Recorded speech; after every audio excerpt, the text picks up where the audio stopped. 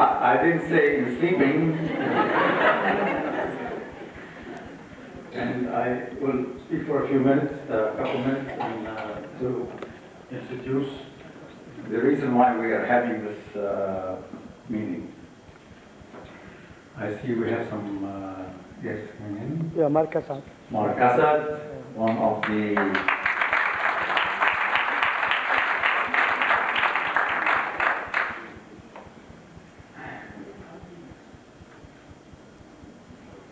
Come on in, Mark.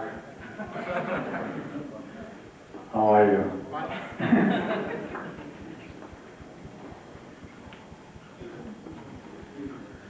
I'm going to start by asking you a question.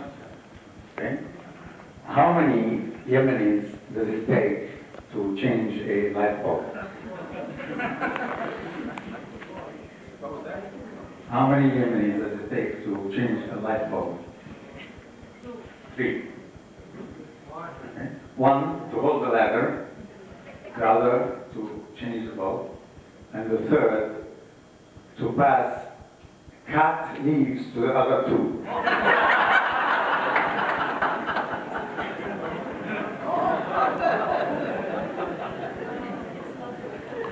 Ladies and gentlemen, we have been the target of a lot of negative, should we say, not advertising, but negative images about Yemen and the Arabs in general. And some of you may have seen the movie, the famous movie which I think grossed lots and lots of millions of dollars, entitled Rules of Engagement. And it showed Yemenis as just a bunch of terrorists, you know. And so we felt, a group of us felt, that we have to do something about this image. And although I am not a politician in the least, and Mark Assad knows that,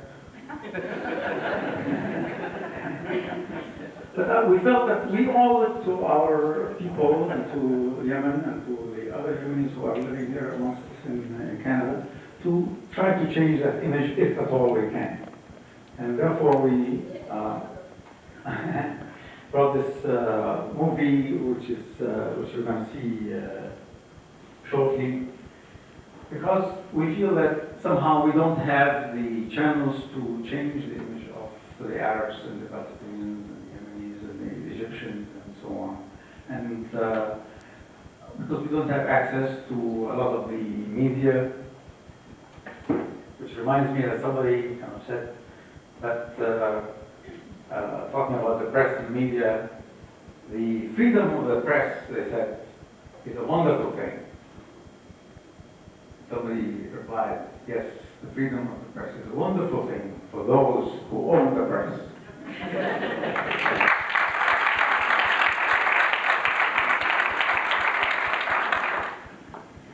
So we're going to see this movie, and after that, we're going to make the presentation to the Canadian medical delegation by His Excellency the Ambassador of Yemen.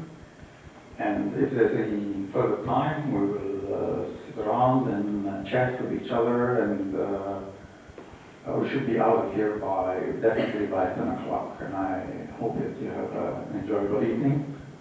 Thank you very much.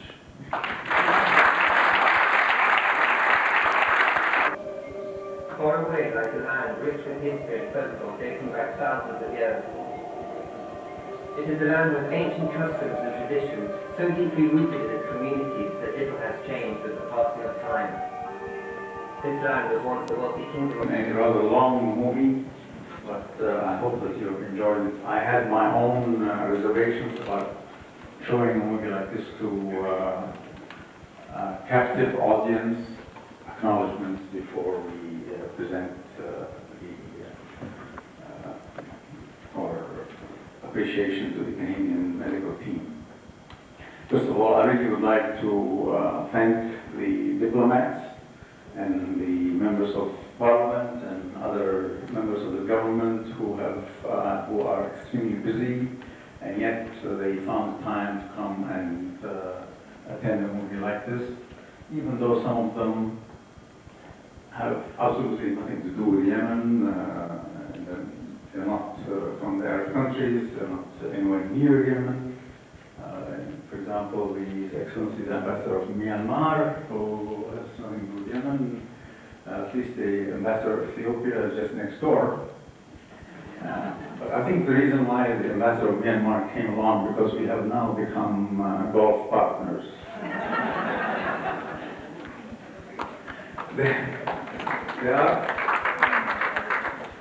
This idea has not been mine at all. It actually it was initiated by that guy holding the camera there, Mr. Fathi Al-Khattab.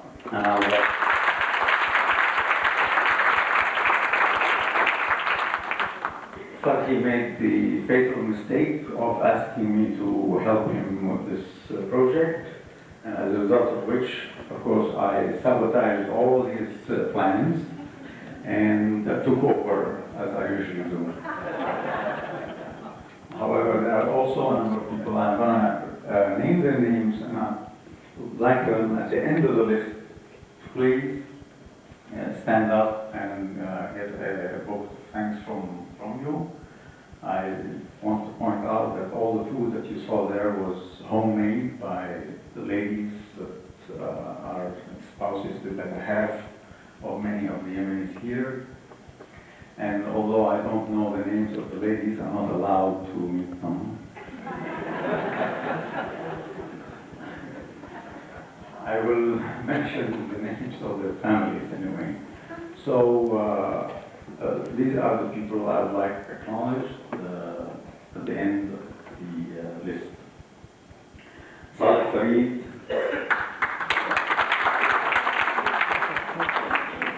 At the end of it, you can make a lot of noise.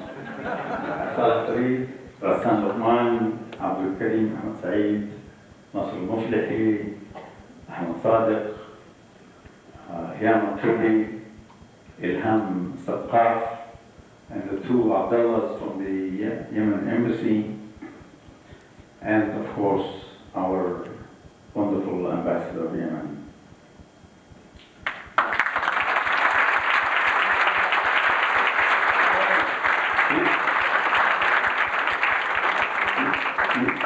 You don't want to stand up? The names that I just mentioned? Okay. I have to, even though I mentioned the ambassador, I have to say that the embassy really does not have any official role in this, and they just help us out. And for the sake, I think they have helped us to persuade the ambassadors of that are sitting in the front rows here to actually attend this.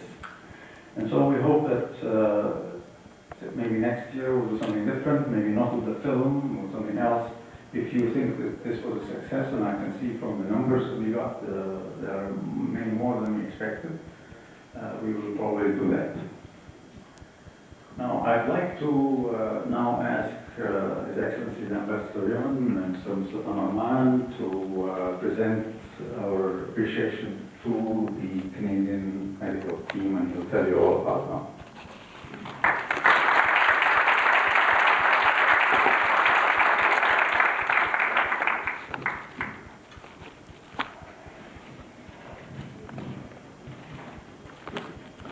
It's always the heart of the diplomats who, after such a wonderful movie or documentary, I thought that I would not be able to say any more words, but it's a must now.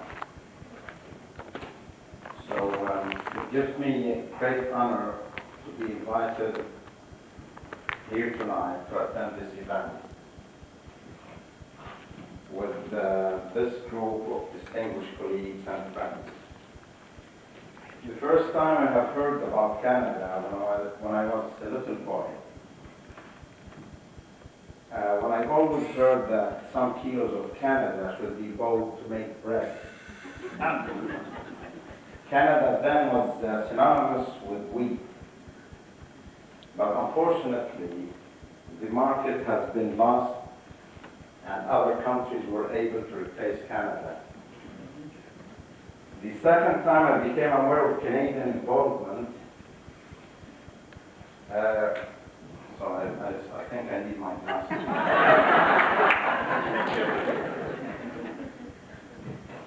The second time I became aware of Canadian involvement in Yemen was in 1988, when I heard about a group of medical doctors who started to visit Yemen to provide a much better medical treatment there.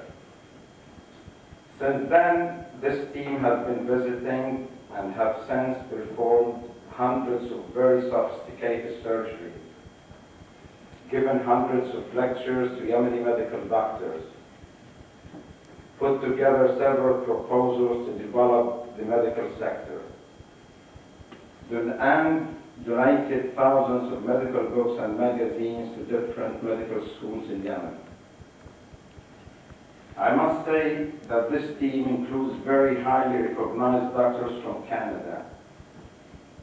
I wish that I had the time to speak more in detail about the impact of this team in Yemen, and sincerely want to assure them that we are very grateful to their dedication, compassion, and great sense of the importance of the lives of human beings, whatever the race, color, religion, or beliefs are.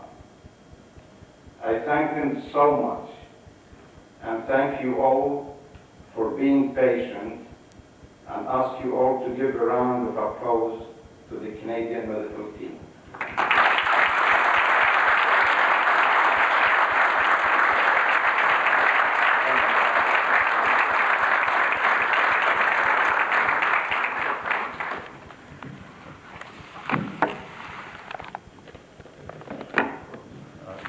Professor Robinson, the team leader, will you please approach the bench, as they say in quotes.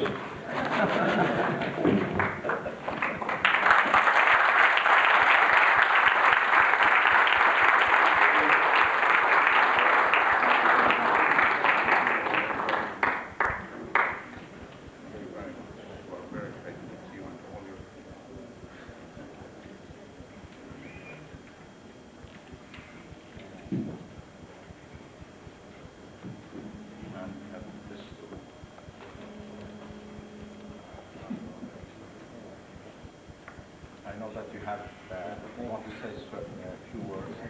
Everybody is feeling asleep now.